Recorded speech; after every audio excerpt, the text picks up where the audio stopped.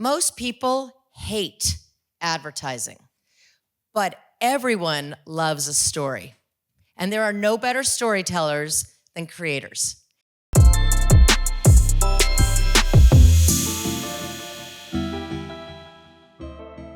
So I'm going to just go for it with a hot start. Let's talk about the money. Let's go with the content supply chain and the money. So Caspar, I'm going to ask you to dig in here. What's working, what's not working? Okay. So, I mean, what is working is content creators and influencers are a line item on media plans, and brands are definitely more than experimenting now, which is great for us because I remember there was a time of year when I was doing YouTube, and it was usually just when people were getting through their P&L and they had a bit of spare cash from the PR budgets, and so that's really exciting. Some of the things that are not working is I feel like brands don't always know what they're getting in return. They feel like sometimes they're paying too much, but we know that creators drive huge impact, and a lot of creators lead to exceptional results. So there's this massive disconnect between the really good campaigns and the really bad ones. So I think consistency is not necessarily working. And when it comes to payments, I mean, the biggest issue I feel like creators have, because 90% of their revenue comes from brand collaboration still. Sorry, 70% of their revenue comes from brand collaboration still, is payment terms and getting paid quickly because they're asked to do the job quickly. And creators, I think, because this whole industry is evolving so fast, are seen as very similar to other media formats, but they're small businesses, they're individuals, and for them to wait 90, 180 days is really difficult, and it's just not going to work. And you're seeing this because of interest rates being a big problem now, because lots of companies are trying to do payment factoring and stuff, but then the whole economy or the whole creator economy becomes a lot more difficult when you add on that 5-10% to get paid quickly. So are you speaking as a creator or as an owner of an agency? So, yeah. And where is your responsibility in this?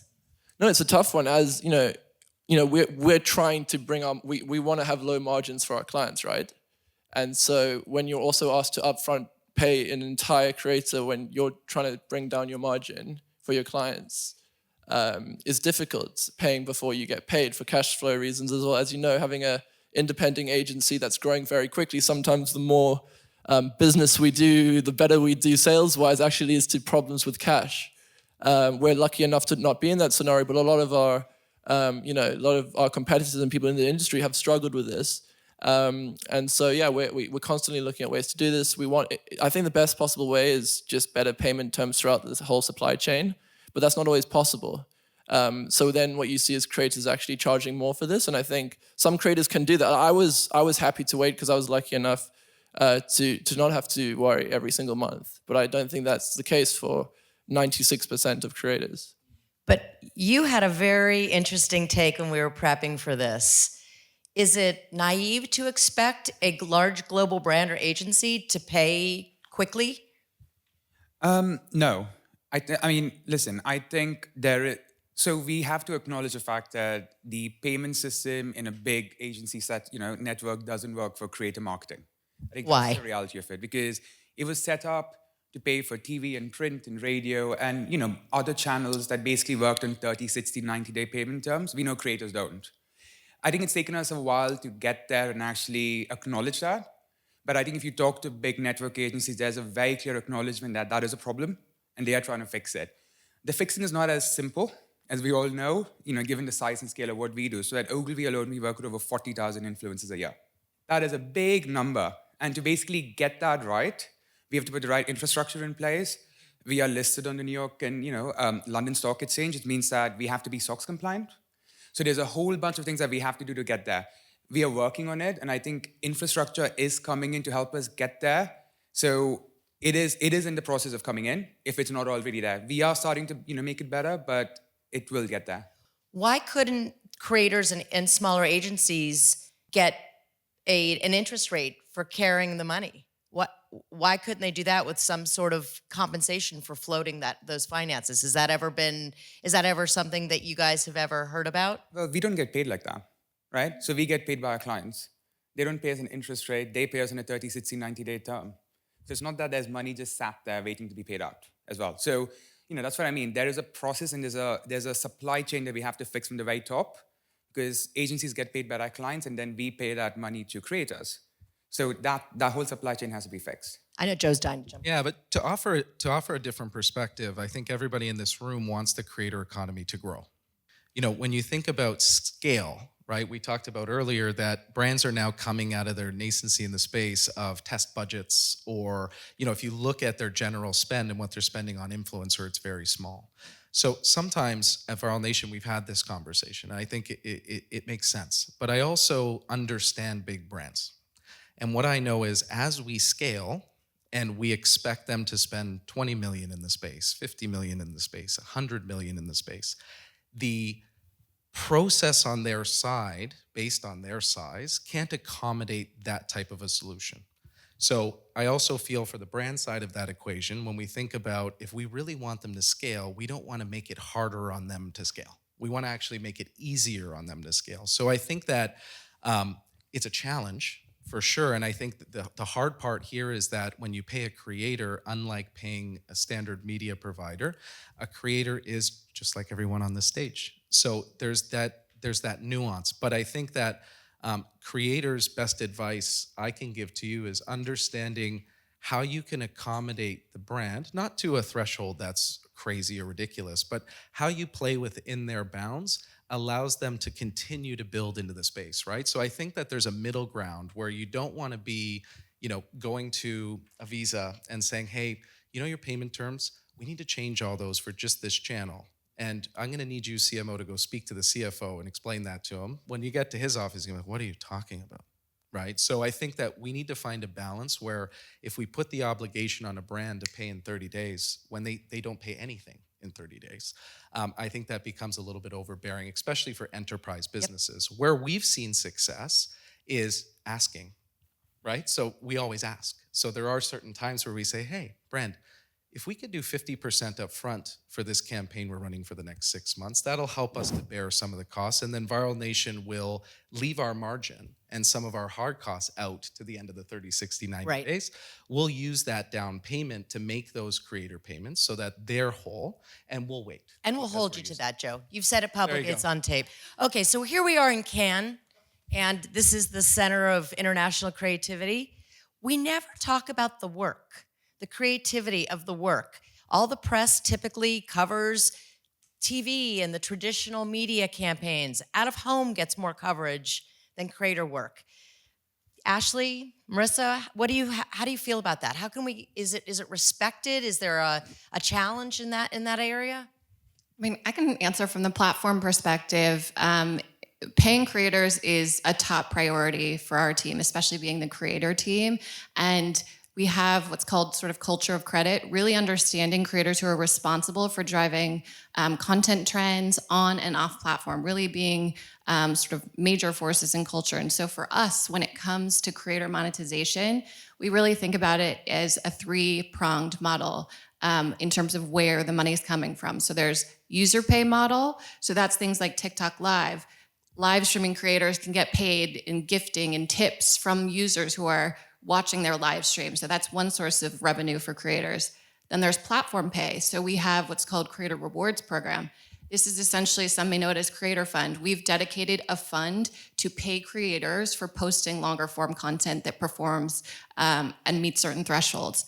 And then there's brand pay. So a lot of the conversation here. So a few weeks ago, we announced TikTok One, which is now our centralized TikTok creator marketplace, where agencies, brands, and creators can come and we can help facilitate connecting creators with brand deals more easily and help really serve as that sort of matchmaker in uniting creators with these monetization opportunities. But the algorithm shifts all the time. What are you telling creators for how they should navigate their best creative work? Because it's all about the stories. How do they manage that if the algorithm shifts? How are they doing their best work? Yeah, for us, so it's really about telling the type of stories, using the type of format. If you're a live streaming creator, if you're a TikTok shop creator, do what's most natural to you, and we will continue to iterate our monetization products to serve those types of creators. So it's not try and do content because you're trying to fit into a certain type of monetization program. If you're already creating long form content, if you're a live streaming creator and that's what comes naturally to you, if you want to be on TikTok Shop and sell your own product, our perspective is launch a menu of monetization options and let our creators choose which ones serve them the best. But actually, Visa's doing an enormous amount of work, big time, with creators. Can you share a little bit about what you're doing and the creativity that you're investing in this? I think I'm obsessed about the results that we create with creators. And that's what I think the language can be between the creator and the brand, and what this whole panel is probably working on as well, is how do you bridge this gap or even the opportunity between what I need to accomplish and what you do as a creator. Because I actually care about your audiences just as much as you do. And if I care about your audiences, then we can do something together. And that language of how you do it is really important to me. So I've started to become really interested in how brands can be successful at that. We have 500 creators right now across the globe. We've done a program called Get Paid, which actually talked about getting paid.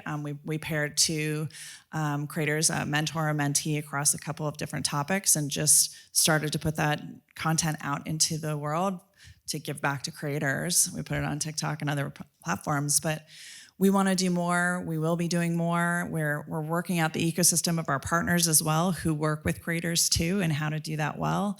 But again, it's going to be a huge priority for us going forward. And in fact, most creators never actually even talk to the brand. There's layers of in between. It's creator. It's like visualize as 6 degrees of separation. Creator, creator manager, creator marketing agency, platform, another media agency, and then the brand. And that's like a crazy amount of people. So how do we collapse that? And I think it's about the marketers wanting to learn, as you can lead a horse to water. So what are we doing to get marketers to say, wait a second, this is not a test and learn situation. We have to lean in, spend more money. I mean, you deal with the biggest brands in the world just like everybody else. Coke. I mean, what's Coke's risk portfolio? I mean, listen, that's a great question. Yes, there's a lot of people in that supply chain, from a brand to a creator, but that supply chain exists for a reason, right? Again, there's a lot of things that are happening to make sure that it's getting better. I'll go back to infrastructure. I know that sounds like the most boring answer in the world, but it's very boring. But it's very important, right? Because again, we like vegetables? I'd say even more. No, I'm joking. But technology really helps, make sure that connection's much closer. When you suddenly use technology, what happens is that all of those people are on the same platform, having the same conversation at the same time. So your linear supply chain becomes circular. And that's already a big step in the right direction. And again, going back to the work you were talking about, I mean, I would actually argue that we're seeing much more creative work at Cannes than ever before, and marketers are actually taking notice of that. If you look at, Michael Cera, again, like a piece of work we've done for L'Oreal. That was your campaign. Of course it was. But a really good influencer. You need to disclose that as an ad. Hashtag ad. Hashtag ad. Hashtag ad. Please don't go after me. But, you are starting to see that. And I think marketers actually get that now.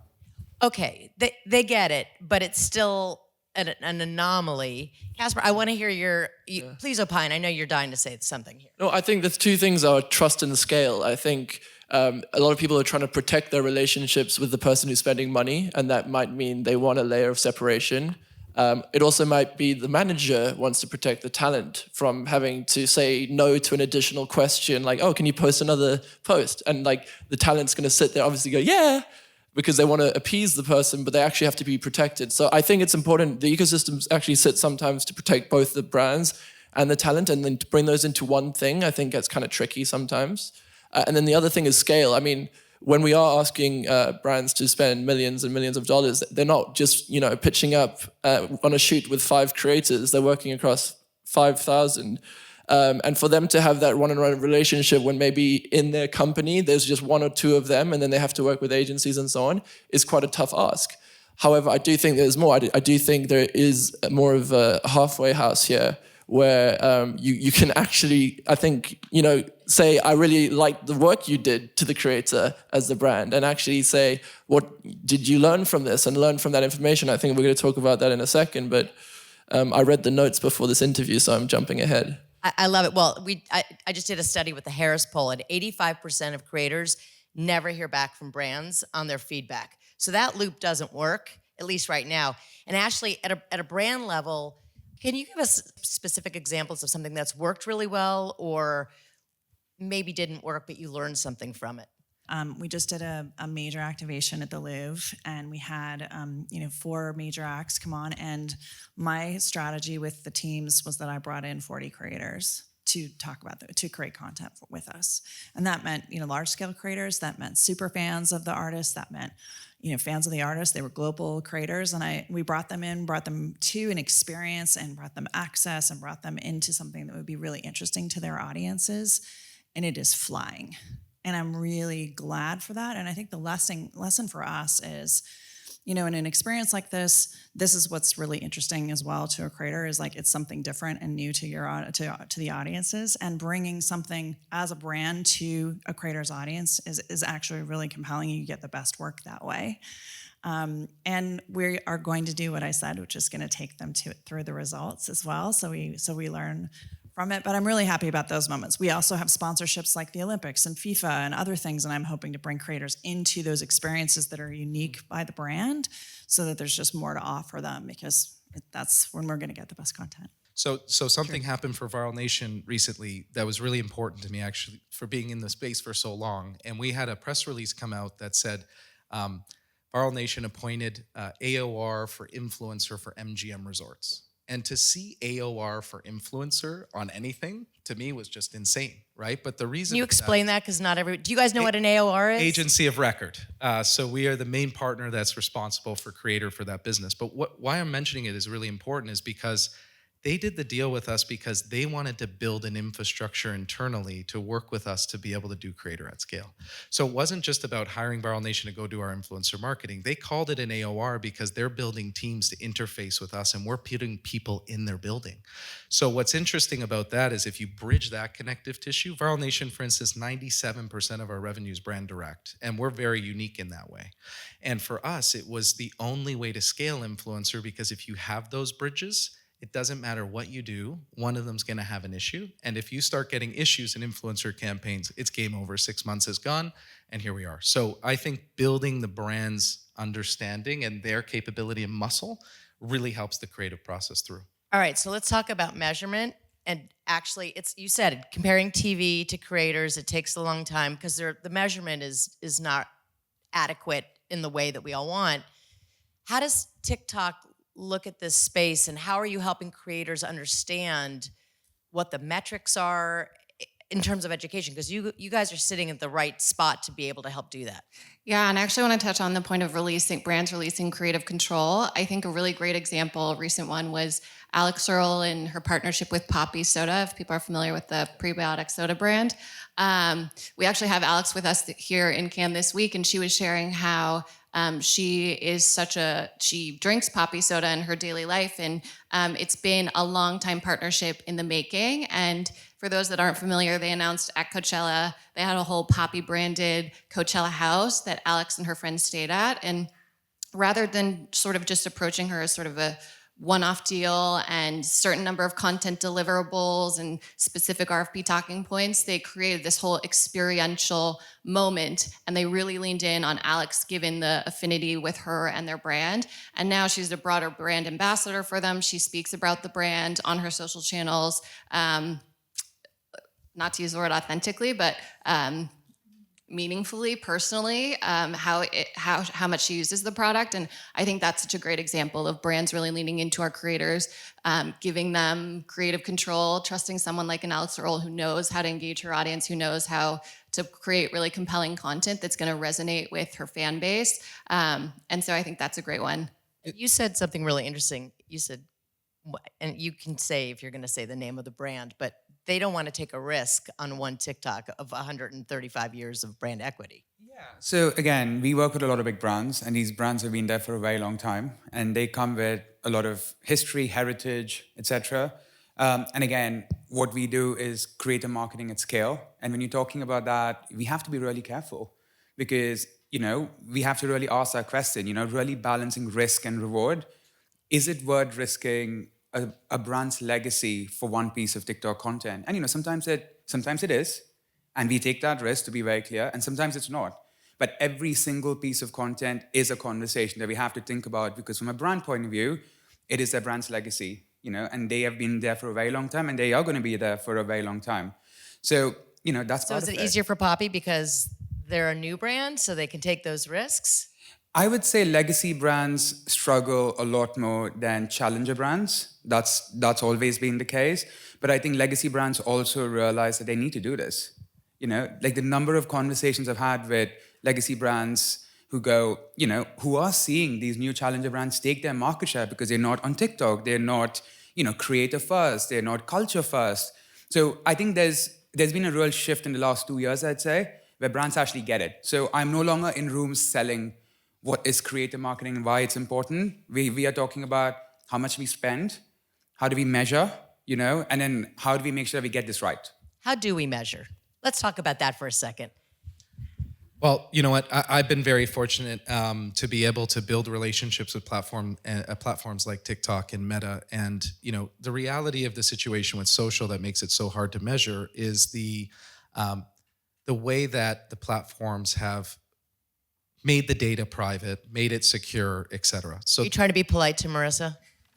no, but you need information and you need detail in order to measure. So, over the last 3.5 years, it's been Viral Nation's biggest investment because in my perspective, the way that you open the floodgates on influencer marketing is by nailing that. Because there's no easier thing to sell in the world than making someone money.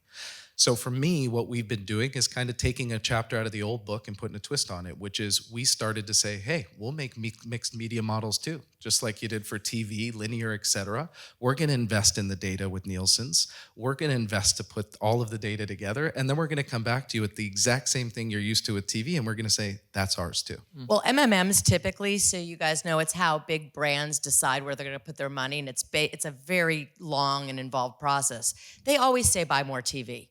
So are these new MMMs going to say put more money in TikTok? It's the data coming from the platforms that allows the time series data. So it's all about understanding where the engagement happens and correlating that moment in time back to the mixed media model. I know you guys want. Yeah, I mean, I think it's important because I actually did a piece of content for a brand I will not name, but it did really well. It got so many likes, so many views, so much engagement.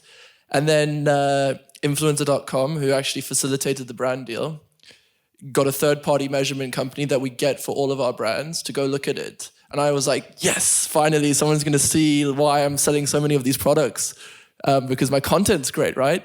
And actually, even though people loved the content, they compared it to other pieces of content that actually got less engagement and kind of the metrics you get from the platform. And they did a human study of how are people actually reacting to this? How much do they actually care about the brand in this piece of content? And the piece of content that had the product in the video straight away, even though it got less engagement, it actually had a bigger impact on measurement. So I think when we look at measurement, we've got to look at the data we get from the APIs, which I actually think the platforms are getting really good at. But we also have to look at what's the actual impact, and you can only do that sometimes through studies, which you have to get a third party to do. Be very careful. And they're expensive. When you get someone to mark your own homework who you're buddy with.